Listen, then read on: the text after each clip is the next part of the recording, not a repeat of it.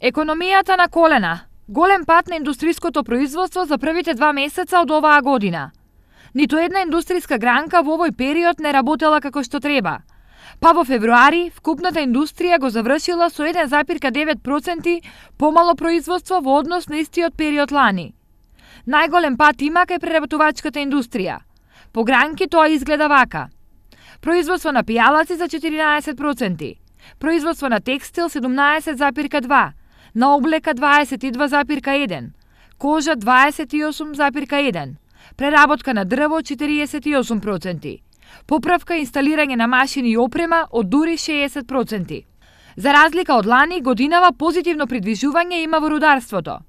Иако и овде статистика бележи негативен тренд од 6%, реално работите биле малку поинакви. Тоа се должи на рударски вадење на камен и други руди, не на металичните руди, затоа што металичните руди, олово и цинк, и саса, и зетово, и тораница, и бучим особено работат во ова година нормално.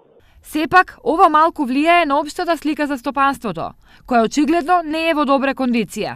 Подолго време економијата не е во добра кондиција, бидејќи одредени политички состојби се рефлектираат дали директно, дали индиректно и на состојбите во економијата, така да пред се неповолната политичка состојба значи на еден начин одвраќање на дел од странските инвеститори, исто така и домашни инвеститори со резерва одат во нови вложувања, во нови инвестиции, бидејќи не им е известно дали можат за колку време и во кој период да ги повратат тие вложени средства. Сиромашно стопанство значи и сиромашни граѓани.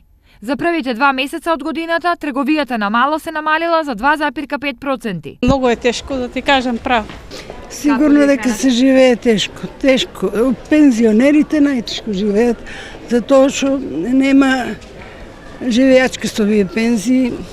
Сево ова е вовед во тешка и економски неизвестна година. Политичката криза е само уште еден проблем плюс.